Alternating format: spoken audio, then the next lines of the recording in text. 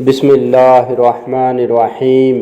السلام علیکم ورحمۃ اللہ وبرکاتہ۔ دوستو، آج کی ویڈیو میں بیان کروں گا اللہ تعالیٰ کا آدم علیہ السلام کو پیدا کرنا اور فرشتوں سے ان کو سجدہ کروانا اور شیطان کا انکار کرنا۔ سامعین، حسن بصری کہتے ہیں کہ جب اللہ تعالیٰ نے آدم علیہ السلام کی پیدائش کا ارادہ کیا تو ملائکہ نے کہا اللہ ہم سے بڑا عالم و بزرگی والا پیدا نہیں کرے گا، چنانچہ وہ اس ابلاء میں مبتلا ہو گئے۔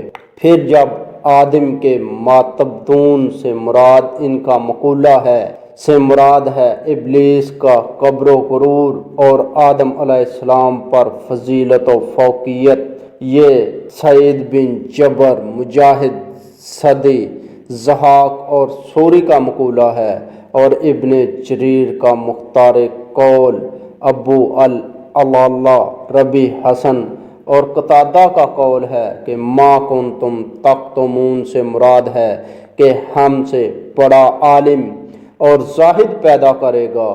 سامعین، سورۃ بقرہ کی آیت نمبر 34 میں اللہ رب العزت نے ارشاد فرمایا وَإِذْ قُلْنَا لِلْمَلَائِكَةِ اسْجُدُوا لِآدَمَ فَسَجَدُوا إِلَّا إِبْلِيسَ أَبَىٰ وَاسْتَكْبَرَ۔ جب ہم نے فرشتوں سے کہا کہ آدم علیہ السلام کو سجدہ کرو، انہوں نے سجدہ کیا مگر ابلیس نے انکار کیا اور تکبر کیا۔ اللہ تعالیٰ کی طرف سے یہ آدم علیہ السلام کا بڑا اعزاز و اکرام ہے کہ اس کو اپنے دستے خاص سے بنایا، اس میں روح پھونکی اور فرشتوں سے کہا جب میں اس کو ٹھیک بنا لوں اور اس میں روح پھونک دوں تو تم اس کے آگے سجدے میں گر پڑنا۔ سورۃ الحجر آیت نمبر 29۔ سامعین، یہ 4 فضائل ہیں: دستے خاص سے بنانا، اپنی روح پھونکنا، اشیاء کے نام بتانا، سجدہ کروانا۔ انہی 4 فضائل کا موسیٰ علیہ السلام نے ملا اعلیٰ میں ان کے پاس تذکرہ کیا۔ یہی مناقب و محاسن میدان محشر میں بیان ہوں گے۔ سامعین، سورۃ اعراف کی آیت نمبر 12 میں اللہ رب العزت نے ارشاد فرمایا تجھے سجدہ کرنے سے کس چیز نے منع کیا ہے؟ جبکہ میں نے حکم دیا، کہا میں اس سے بہتر ہوں، تو نے مجھے آگ سے اور اسے مٹی سے پیدا کیا۔ سامعین، حسن بصری کا مقولہ ہے کاس ابلیس وہ اول من کاس، ابلیس نے نفس کے مقابلے میں قیاس کیا اور وہ قیاس کی بنیاد رکھنے والا ہے۔ ابن سیرین کہتے ہیں ابلیس قیاس کا موجد ہے، نس کے مقابلے میں سورج چاند کی پرستش اور شرک کی بنیاد بھی قیاس ہے۔ رواحہ ابن جراح۔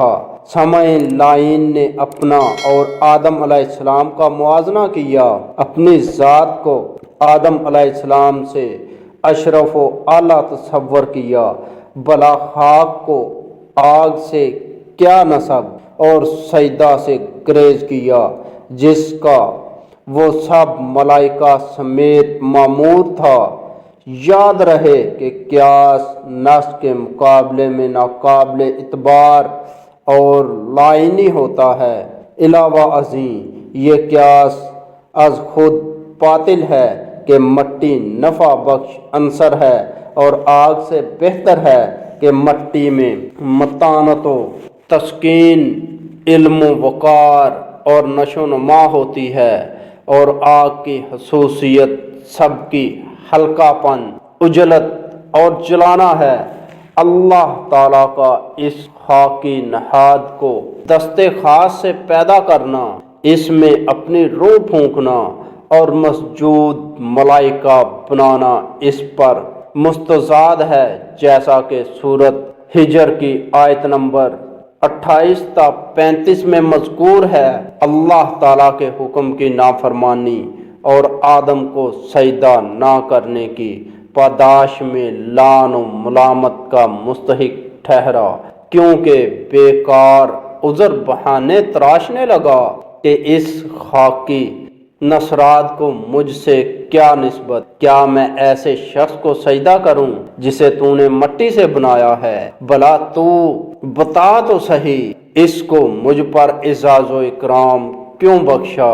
یہ عذر ہونا بدتر از گناہ ہے۔ سامعین، سورۃ القاف کی آیت نمبر 5 میں اللہ رب العزت نے ارشاد فرمایا، اے پیغمبرو، وہ وقت یاد کر جب ہم نے فرشتوں سے کہا آدم علیہ السلام کو سجدہ کرو، پھر انہوں نے یعنی سب نے سجدہ کیا، پر ابلیس نے سجدہ نہیں کیا۔ وہ جنات میں سے تھا تو اپنے مالک کے حکم سے باہر ہوا، نافرمانی کی۔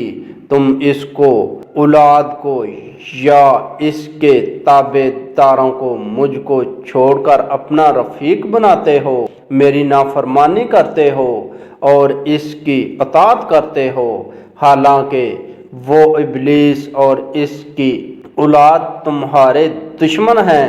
ظالموں نے اللہ کو چھوڑ کر یہی کیا، برا بدلہ لیا، شیطان کی اطاعت اختیار کیا، کبر و نفرت، ضد و انا کی بنا پر سجدہ کرنے سے گریز کیا، اصل طبیعت اور غالب عنصر رنگ لایا، مادہ ناری غالب آیا، کیونکہ وہ آگ سے مخلوق ہے جیسا کہ خود اس نے اعتراف کیا ہے۔ دوستو، امید کرتا ہوں کہ آپ کو میری یہ ویڈیو پسند آئی ہوگی۔ اگر ویڈیو پسند آئی تو ویڈیو کو لائک کریں، اپنے دوستوں کے ساتھ شیئر کریں، اور ایسی اچھی ویڈیو دیکھنے کے لیے ہمارا چینل مہربان وائس ٹی وی سبسکرائب کریں، اور اپنے بھائی اشفاق احمد کو اجازت دیجیے۔ اگلی ویڈیو تک کے لیے اللہ حافظ۔